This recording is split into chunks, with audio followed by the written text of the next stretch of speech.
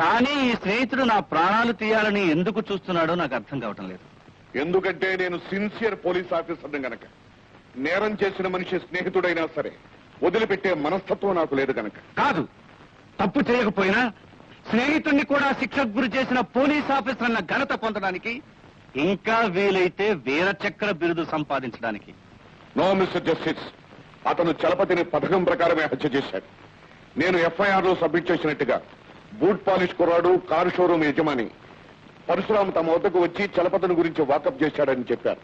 కనుక చలపతిని గురించి పూర్తి వివరాలన్నీ సేకరించిన పరశురామ్ సమయం చూసి అతన్ని హత్య చేశాడని, అందుకు శిక్షార్హుడని నేను నమ్ముతున్నాను. లేదు, చలపతి చనిపోయిన సమయానికి నేను ఇంట్లోనే ఉన్నాను. అందుకు సాక్ష్యం నేను. ఎవరమ్మా మీరు? చనిపోయిన ఫారెస్ట్ ఆఫీసర్ శ్రీకాంత్ భార్యను. మీరేమైనా చెప్పాలనుకుంటే సాక్షి బోన్లోకి వచ్చి చెప్పండి.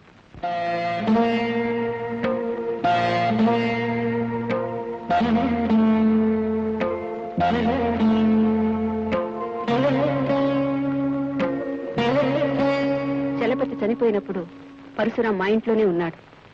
చలపతి ఎప్పుడు చనిపోయాడు మీకెలా తెలుసు? అసలు చనిపోయాడని మీకెలా తెలుసు? పేపర్లో చదివాను. పేపర్లో చలపతి చనిపోయాడని వార్త పడలేదే, హత్య చేయబడ్డాడని వ్రాసిందే. హత్య చేయబడ్డాడని రాసలేదు, హత్య చేయబడ్డాడా అని రాసి ఉంది. అంటే అది హత్యో కాదో ధృవీకరణ కాలేదనే కదా అర్థం. Order order. All right, Chalapathi హత్య చేయబడినప్పుడు. హత్య చేయబడినప్పుడా, చనిపోయినప్పుడా? ఓకే, అలాగే. చనిపోయినప్పుడు పరశురాం మీ ఇంట్లోనే ఉన్నాడంటున్నారు కదా. అవును. అంత నమ్మకంగా ఎలా చెప్పగలుగుతున్నారు? మీరు గదిలో తలుపులు వేసుకుని పడుకున్న తర్వాత అతను బయటికి వెళ్లి చలపతిని చంపి తిరిగి వచ్చి పడుకుంటే గదిలో ఉన్న మీకు తెలియదు కదా. చెప్పండి, ఎలా తెలుసు అతను మీ ఇంట్లోనే ఉన్నాడని? అతను మా ఇంట్లోనే ఉన్నాడు. అంత నిర్ధారణగా ఎలా చెప్పగలుగుతున్నారు? ఏ సాక్ష్యాధారాలతో చెప్తున్నారు? అతను మీ ఇంట్లోనే మీతో పాటు మీ గదిలో ఉన్నాడా? చెప్పండి, మీ గదిలో ఉన్నాడా? అవును. ఎందుకున్నాడు? అతనికి మీకు ఏమిటి సంబంధం? భర్తను పోగొట్టుకున్న మీరు అతనితో అక్రమ సంబంధం పెట్టుకున్నారా? అవును.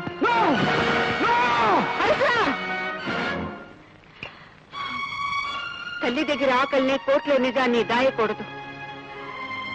మనం చేసిన పని చెప్పుకోలేక సిగ్గుతో నువ్వు తలదించుకుంటే ఆ తలకి న్యాయస్థానం ఉరితాడు తగిలిస్తుంది. మిస్టర్ జస్టిస్, చలపతి ఈ శాంతగారి కొడుకుని ఎత్తుకుపోయాడని, అతన్ని రక్షించే ప్రయత్నంలో ఈ పరశురాం చలపతి ప్రాణాలు తీశాడని మా డిపార్ట్మెంట్ కి ఇన్ఫర్మేషన్ అందింది. కనుక ప్రత్యక్ష సాక్షి అయిన ఈ శాంతగారి కొడుకు వాంగ్మూలం కూడా తీసుకోవాల్సిందిగా కోర్టు వారిని కోరుతున్నాను. Permission granted.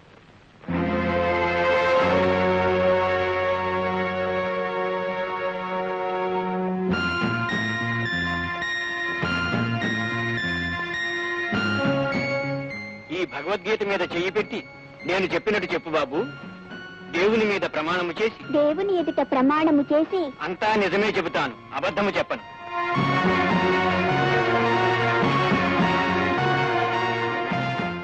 అంతా నిజమే చెప్తాను, అబద్ధం చెప్పను. బాబు, పరశురాం ఎక్కడుంటాడు? మా ఇంట్లోనే ఉంటాడు. సోమవారం నాడు నిన్నెవరైనా ఎత్తుకుపోయారా? చెప్పు బాబు.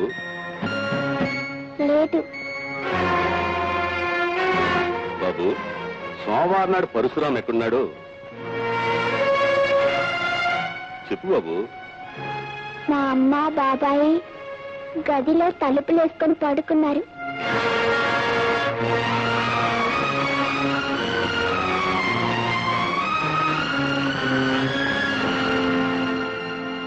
చలపతిని ముద్దాయి పరశురాం చంపాడని ప్రాసిక్యూషన్ నిరూపించలేకపోయింది. పిల్లలు దేవుడు సమానమంటారు.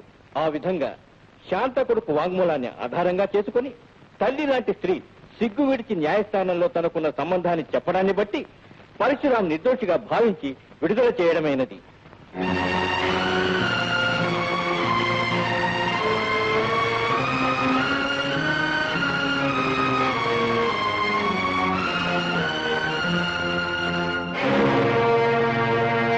తప్పించుకున్నావు కదా? నిర్దోషులు శిక్షింపబడుతూ దోషులు తప్పించుకుని పెద్ద మనుషులుగా చాలామణి అవుతున్న ఈ రోజుల్లో తప్పించుకున్నాను, విడుదలయ్యాను నీకే తెలియాలి. సారీ, నీకే తెలియాలి. యూనిఫామ్ లో ఉన్నారు కదూ. చలపతిని నువ్వు చంపావు అనే ఇంతకు ముందు నాకు సంకెళ్ళు వేశావు. సంఖ్యలు విప్పుకున్నావు. తప్పు నేను కాదు, న్యాయస్థానం విప్పింది. న్యాయం కళ్ళు కప్పావు. నిజం చూస్తుందన్న భయంతోనే కదా ఏనాడు ధర్మదేవత కళ్లకు గంతలు కట్టారు. అందుకే నీలాంటి వాళ్ళు చట్టంతో ఆటలాడుకోగలుగుతున్నారు. ఒక నీచమైన అపనింద నెత్తిన వేసుకుని ఆ మహాపతివ్రత ఈ రోజు నిన్ను కాపాడుండొచ్చు, కానీ రేపు నువ్వు దొరకపోవు. మిస్టర్ రఘునాథ్, ఒకప్పుడు నేను న్యాయాన్ని నమ్మాను, ధర్మాన్ని ప్రేమించాను.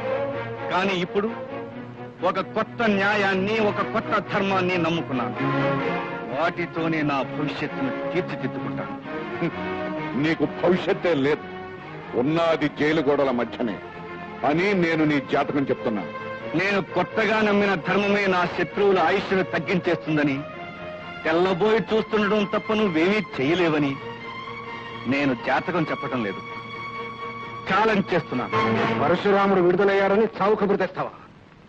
నేను తగ్గించేస్తుందని, తెల్లబోయి చూస్తుండడం తప్ప నువ్వేమీ చేయలేవని నేను జాతకం చెప్పటం లేదు, ఛాలెంజ్ చేస్తున్నాను. పరశురాముడు విడుదలయ్యారని చావు కబురు తెస్తావా? నేను సంపాదించిన పాపపు సొమ్ము సమానంగా పంచుకోవాలని ఆశపడ్డప్పుడు వాణ్ణి చంపాలనే పాపపు ఆలోచనలో కూడా సమానంగా బాధ్యత వహించాలి. ఏం చేస్తాం? ఆ శాంత వాణ్ణి సేవ్ చేసిన చట్టపరంగా వాణ్ణి చంపలేనప్పుడు నమ్మకంగా గొంతుకొస్తాను. స్నేహితుడు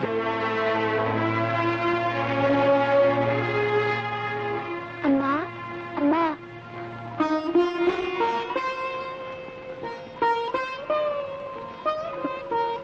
అమ్మా, ఆకలి అవుతుంది, అన్నం పెట్టవా?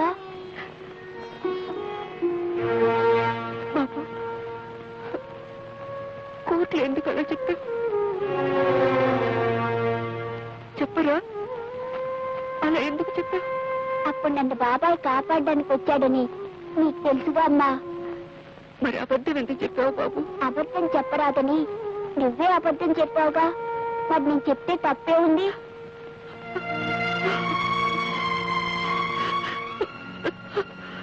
ఏడోకమ్మా.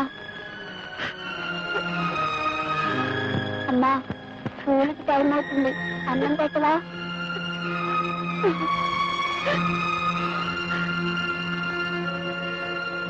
చలికాలం అమ్మా, అంతా బరిదిగించిపోయారు. పిన్ని పిన్ని అది చూడు. ఏమిటే పిన్నంటావు? అక్కర్లేవు. సర్లే చూడు. ఏమిటోనమ్మా, ఎవరు పత్తితో ఏమిటో ఏమి చెప్పలేకపోతున్నాం. అవును, పగలంతా సీతాదేవి అంటారు, రాత్రులేమో రంబరం అంటారు. అయినా చెడిపోయిన వాళ్ళ గురించి మాట్లాడితే మన్నోళ్ళు కూడా చెడిపోతాయి. మనకెందుకు? పట్టండి. అవునులే, మనకెందుకు వచ్చిన గొడవ? ఎందుకలా భయపడతావు? నువ్వు మాత్రం ఉప్పుకారం తిట్టలేదా? వాళ్ళంతా నువ్వు మాట్లాడుతావంటే నేను నుంచుకున్నాడు ఎలా ఊరుకున్నాడే? ఏంటి అదే నుంచుకుని ఉంటేనా వాళ్ళనే మాటలకి పడి తాటలేపేసి ఉండేవాడు. అందుకని ఆ మాటని నాతో వచ్చే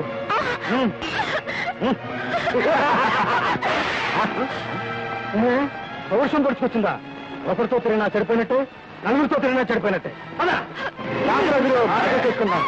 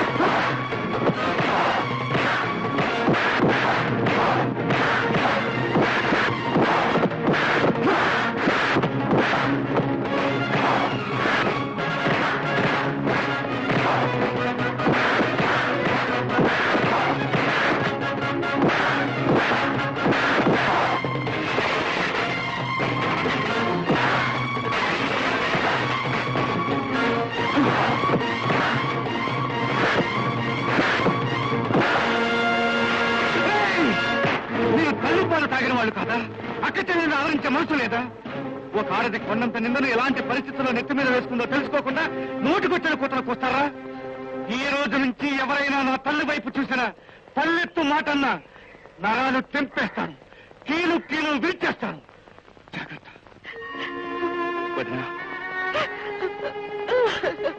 నా ప్రాణాలు కాపాడడానికి నువ్వు వాడిన అబద్ధం ఏ స్థితికి తీసుకొచ్చిందో చూసావా? అబద్ధమేదే అబద్ధం. దొంగ సాటుగా కులికినప్పుడు లేని ఇప్పుడెందుకు ఆ బాధ? గంగా! ఏ ఉన్నమాట అంటున్నాను ఎగిరెగిరి పుడుతున్నావు. వయసులో ఉన్నవాడివి నీకు లేకపోతే సరే, బిడ్డ పెళ్లి దానికి ఏమైందట?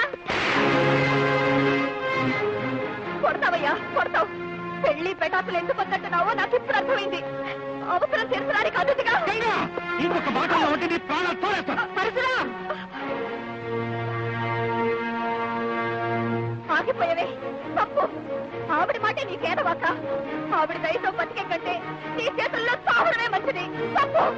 దేవుళ్ళ చూడాలనుకున్న మనుషులు నీచంగా సిగ్గు తరం లేకుండా తిరుగుతుంటే అది చూస్తూ బతికే కంటే సావడమే మంచిది.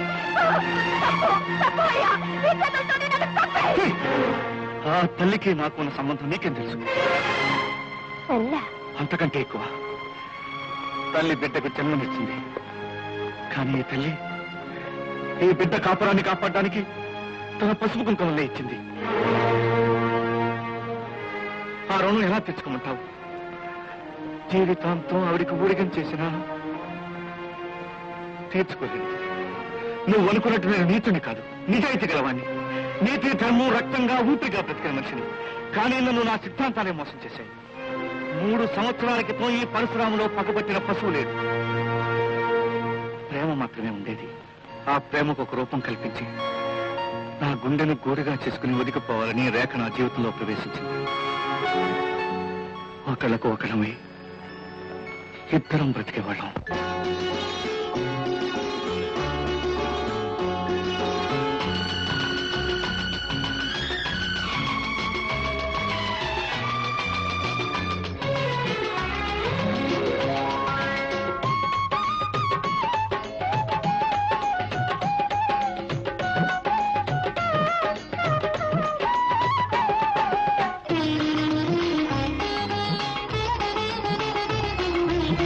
వయసు పూలు పూసే వేళ,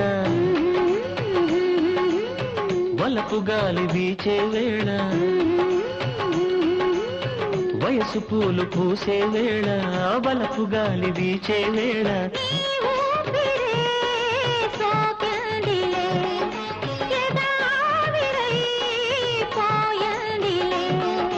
దోసిట నింపిన నీ చిరునవ్వుల పూలతో నా వాకిట దిద్దిన సిగ్గుల ముగ్గులు మురిసే ముంగిట్లో.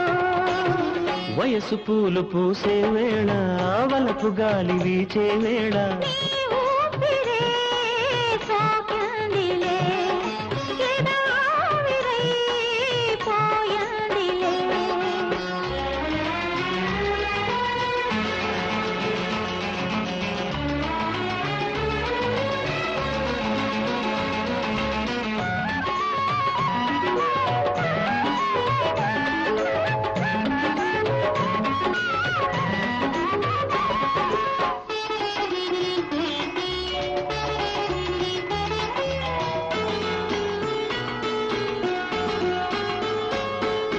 కొమ్మల కౌగిలిలో తుమ్మెద చిక్కింది, మల్లెల గుప్పిట్లో మధువే దోచింది.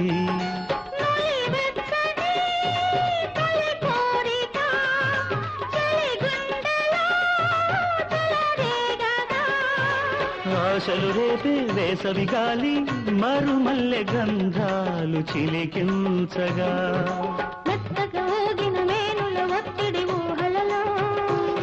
నీ మెలికెలు తిరిగిన మేలిని వన్నెలు దాచని చీరల్లో. వయసు పూలు పూసే వేళ, వలపు గాలి వీచే వేళ. నీ ఊపిరే సోకిందిలే, ఎదావిరై పోయిందిలే.